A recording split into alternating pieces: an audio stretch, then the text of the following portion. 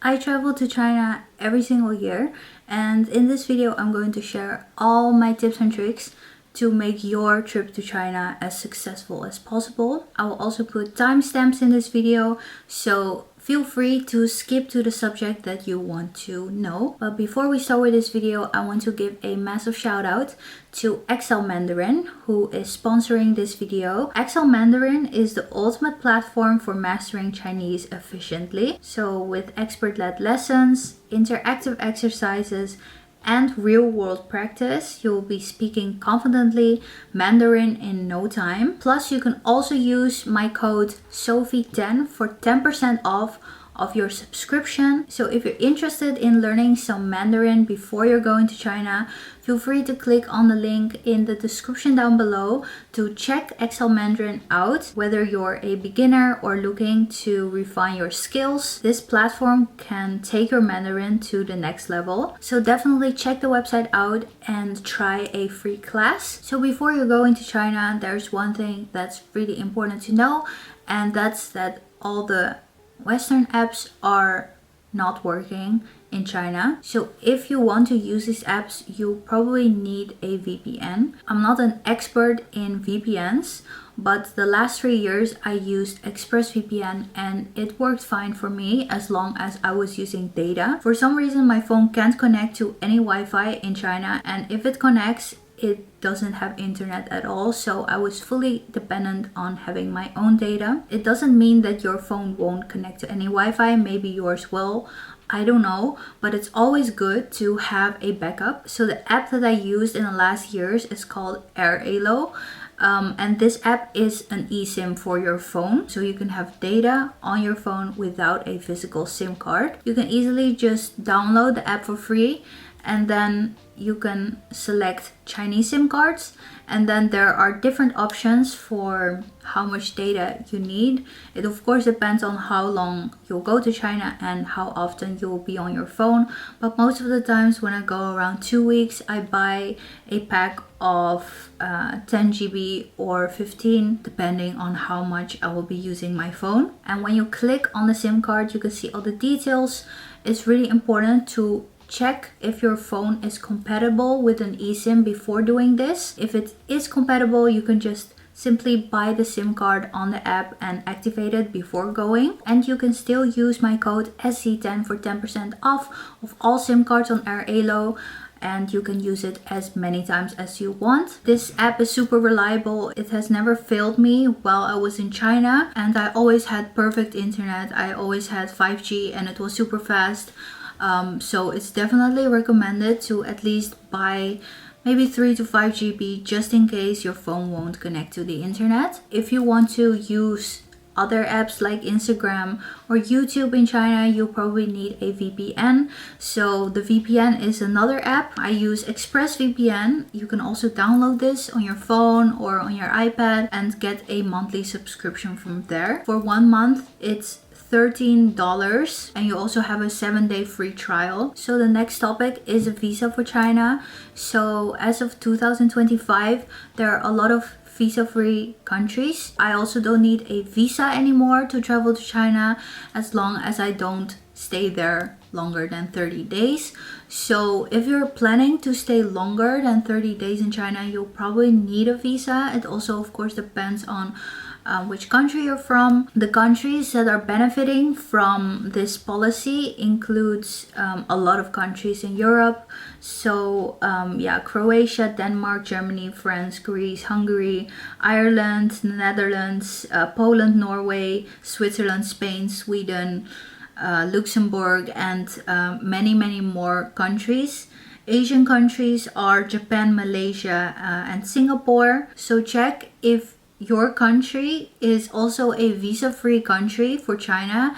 If it is, then you don't need to apply for a visa if you don't stay longer than 30 days in China. I also have a video about how to apply for a Chinese visa, so if you need more information about that, then watch my previous video. But if you're not staying longer than 30 days and your country is on the list, then you don't need to apply for a visa. Next topic is about booking a hotel in China. So there are two types of hotels in China. First kind of hotels are only for Chinese citizens, and the second type of hotels are international hotels where foreigners can also stay as well. So also check beforehand while booking in a hotel if it's an international hotel where they also accept foreign passports, and if it's not the case, then you may not be allowed to stay at the hotel.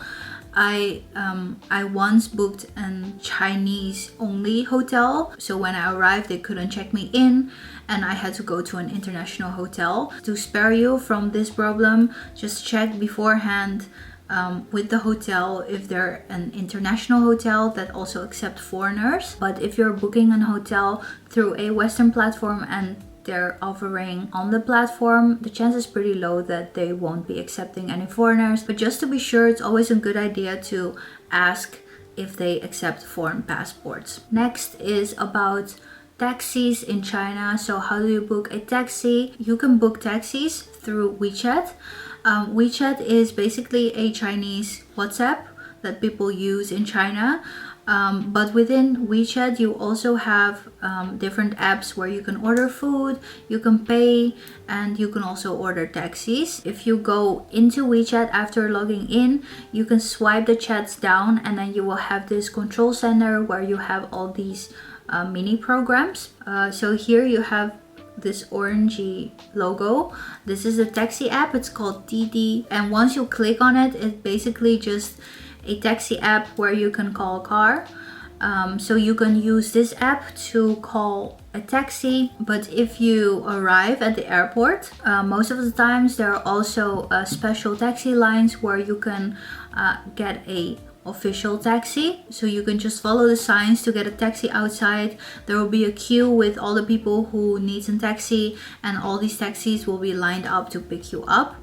This is also an easier way so you don't have to use your phone to get to your destination once you arrived at the airport. Just be careful that sometimes some random people will try to give you a ride while you're in the queue. Just don't go with those people because most of the times they are not an official taxi service. Next topic is about payment in China. So how to pay in China and how much money do you need to have. So of course you can pay with your phone, for example with WeChat or Alipay. Personally, I always use WeChat Pay. It's also in the WeChat app. You just go to your account and then click on Pay and Services, and here you will have your money or your wallet. And whenever you're buying something, you can show your QR code so they can scan your QR code, or you can scan their QR code to make the payment. And when you click on your wallet, you can also see your balance and you can also top it up. So it's super easy, but it's also a good idea to have some cash just in case it doesn't work. It of course depends on how long you'll be in China and how much you're planning to spend, but I would say take at least 1,000 Chinese yuan in cash with you. And with that, it's also a good idea to not only have 100 bills but also have some smaller bills so you have some change. Because once I used a taxi and my phone didn't work and I only had 100 bills, and I had to give him a 100 bill even though it was way less because he didn't have any cash with him, because they almost always pay with their phones. Then when you're in a bigger city, you can also use the public transport, of course. For example, in Shanghai, it's super easy to use the metro or the bus. You can just go to the metro station. There are these ticket machines. You can just click on the destination that you want to go, and you can scan your WeChat Pay or use some coins to pay, and then you will get a one-time use metro card that you can use for the public transport. So that's super easy and really cheap, because most of the times it's just around 4 to 5 Chinese yuan, which is not even €1. So those are some bigger things that you need to prepare before going to China.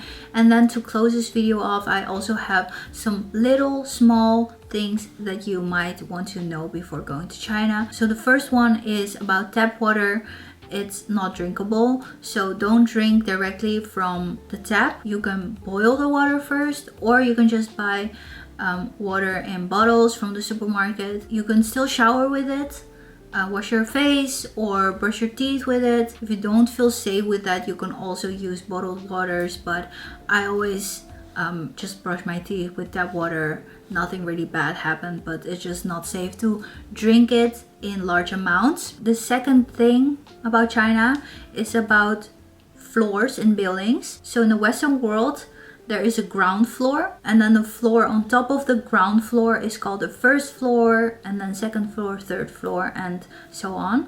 But in China, the ground floor is called the first floor, and then the first floor is called the second floor. So don't get confused when somebody says it's on the second floor, because the second floor in China means the first floor, so one above the ground floor. Another little thing in China is that whenever you're counting your calories or you're just trying to be healthy, in China you don't really have calories of foods. They use kilojoules. So if you look at a packaging and it says kj, you can just roughly divide it by 4, and that will be the amount of calories that's in the food. And then the last thing is about checked in luggage. I'm not a really huge fan of checking in my luggage because I'm always stressed it might get lost. But I can definitely understand if you're making a bigger trip, you want to take more things with you, or you want to buy more things to take it back, and then you might need to check in your luggage. For me, I always feel safer when I use an AirTag in my luggage, so maybe you can do it as well if you're nervous about checking in your luggage for a bigger trip. So that's the video. Thank you so much for watching. I have many more videos about traveling to China, Chinese etiquettes, so feel free to check those videos out as well. If you have any other suggestions or other things that you want to know, then leave it in the comments of this video. But for now, that's it. Thank you so much for watching, and I will see you in the next one.